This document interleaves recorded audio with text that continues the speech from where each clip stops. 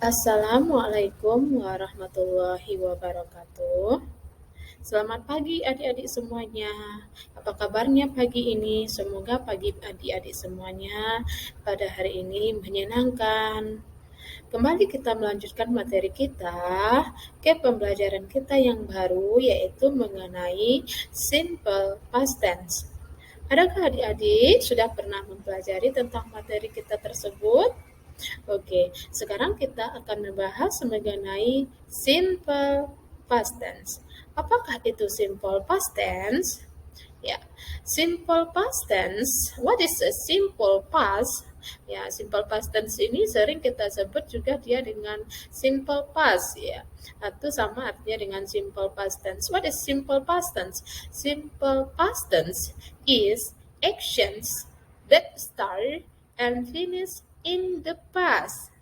It means that itu artinya bahwa simple past itu adalah tenses yang membicarakan suatu kejadian yang terjadi di masa lampau dan berakhir pula di masa lampau dalam waktu yang spesifik.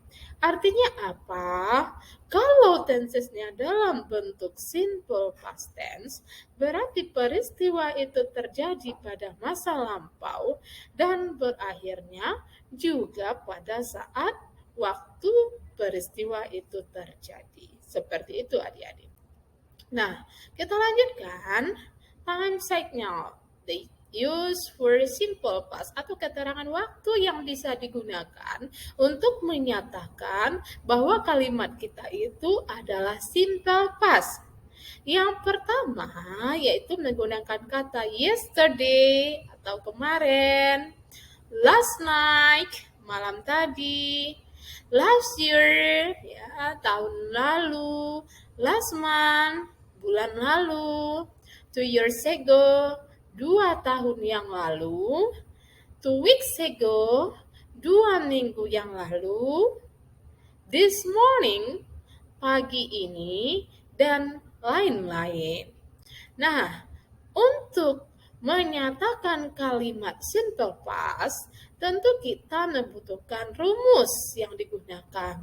Nah, di mana rumus untuk simple past tense itu? Yang pertama, ada menggunakan kata kerja, yaitu dengan menggunakan kata kerja. Yang kedua, yaitu dengan menggunakan kata sifat. Kita lihat yang pertama, yaitu rumus simple past tense dengan menggunakan kata kerja. Apakah rumus yang digunakan adik-adik? Rumus yang digunakan adalah subjek ditambah dengan verb to atau kata kerja bentuk kedua. Kata kerja bentuk kedua. Nah, kemudian diikuti oleh objek. Itu untuk kalimat positif atau positive sentence. Sedangkan untuk negative sentence, subjek ditambah dengan did, kemudian diikuti dengan not, kemudian kata kerja bentuk kedua atau verb to-nya berubah menjadi kata kerja bentuk pertama diikuti dengan objek. Kemudian untuk interrogative sentence atau kalimat tanyanya, did kita bawa ke depan adik-adik, kemudian diikuti dengan subjek. Kemudian ditambah dengan verb one atau kata kerja bentuk pertama, kemudian diikuti dengan objek dan diakhiri dengan tanda tanya. Seperti itu adik-adik. Untuk memahami supaya anak-anak adik-adik lebih memahami mengenai rumus simple past tense ini, mari kita lihat contoh berikut ini. Nah, contohnya untuk kalimat positif, I went to Jakarta yesterday. Nah, di sini ada kata kerja when. Kata kerja ini adalah kata kerja bentuk kedua. Karena kalimat kita ini dalam bentuk kalimat positif. Nah, when ini ketika kita rubah ke kalimat negatif nanti dan kalimat tanya dia berubah menjadi kata kerja bentuk pertama sesuai dengan rumus yang sudah kita pelajari tadi. Sehingga di sini dia menjadi I did not atau ini disingkat dengan I didn't go to Jakarta yesterday. Saya tidak pergi ke Jakarta kemarin, ya, seperti itu. Kemudian, did you go to Jakarta yesterday? Perhatikan rumusnya. Di sini I berubah menjadi you. Karena apa?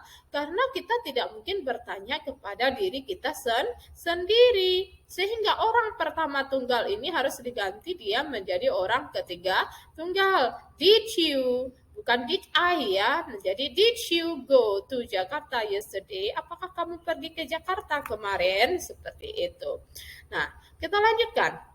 Nah, untuk rumus simple past tense yang menggunakan kata sifat. Bagaimana pula kalau dia menggunakan kata sifat, adik-adik?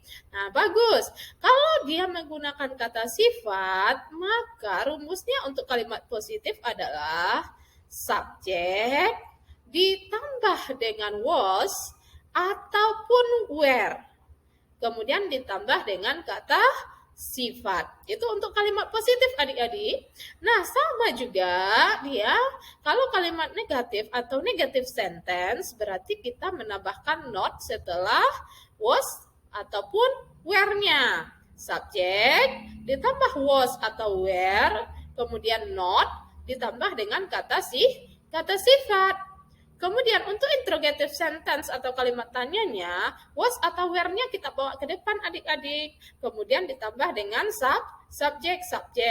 Kemudian diikuti dengan kata sifat, kemudian diakhiri dengan tanda tanya seperti itu. Bagaimana pula contohnya? Kita lihat. Untuk contohnya, she was slim. Ini adalah kalimat positif karena dia subjeknya tunggal di sini, makanya dia menggunakan was. Tetapi apabila subjeknya jamak di sini, adik-adik, maka di sini berubah menjadi were seperti itu. Nah, karena subjeknya tunggal di sini, makanya dia menggunakan was. Subjek si was atau were di sini subjeknya tunggal, makanya dia menggunakan was. She was slim. Berubah apabila subjeknya ini menjadi jamak, adik-adik, bukan was lagi yang kita pakai. Tadi kalau misalnya you di sini bukan was lagi tetapi were, ya. Seperti itu. She was not slim. Dia tidak ramping.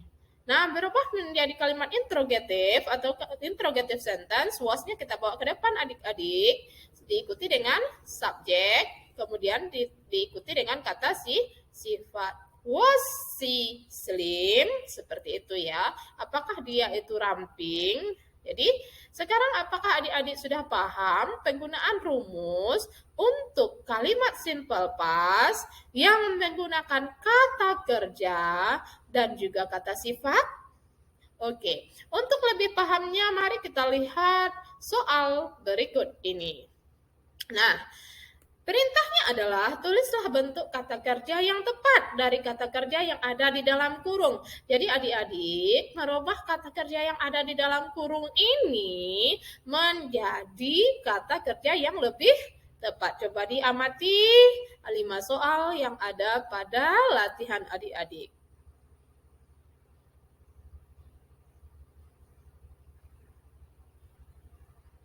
Apakah adik-adik bisa menjawabnya? Oke, let's see. Mari kita lihat, adik-adik. Nah, ini adalah jawaban yang bisa adik-adik lihat untuk menyamakan pekerjaan adik-adik yang sudah adik-adik buat dengan jawaban yang ada di layar. Silakan diperhatikan untuk yang pertama. Soal yang pertama tadi she write, itu kata kerjanya masih dalam bentuk kata kerja bentuk pertama. Kata kerja bentuk keduanya adalah wrote. Nah, kalimatnya dalam bentuk kalimat positif sehingga dia menjadi she wrote a novel last year. Jadi seperti itu adik-adik, ya. Kemudian yang kedua, I come. Di sini ya come. Nah, come itu adalah kata kerja bentuk pertama. Sekarang kita berubah dia menjadi kata kerja bentuk kedua. Come menjadi came, ya, came. Jadi, I came to your house this morning, ya. Jadi, saya telah pergi ke rumah kamu pagi ini, ya. Jadi seperti itu. Nah, kemudian di sini ada do not. Nah, ini kan dia masih belum dalam bentuk simple past ya. Yang diminta dalam bentuk kalimat negatif. Do dalam bentuk kalimat negatifnya menjadi did. They did not atau they didn't adik-adik ya. See some dolphins last week. Jadi mereka tidak melihat beberapa ekor dolphin atau lumba-lumba minggu yang lalu. Nah, what? Ya, do. Di sini we eat for lunch yesterday. Nah, ini diminta dalam bentuk kalimat tanya adik-adik sehingga dia menjadi what did we eat for lunch yesterday? Jadi seperti itu ya. Kemudian the students study. Ini dalam bentuk kata kerja pertama. Nah, kita rubah study menjadi studied. The students studied English last Friday. Jadi seperti itu ya adik-adik ya untuk menjawabnya. Nah, apakah pekerjaan adik-adik itu sudah sama jawabnya dengan yang ada di layar? Iya, bagus. Kalau sudah sama, berarti adik-adik sudah bisa memahami mengenai kalimat simple past. Bagaimana merubahnya ke kalimat negatif atau negative sentence dan interrogative sentence. Semoga dengan adanya pembelajaran ini, adik-adik bisa lebih memahami tentang materi simple past. Oke, sampai di sini. Assalamualaikum warahmatullahi wabarakatuh.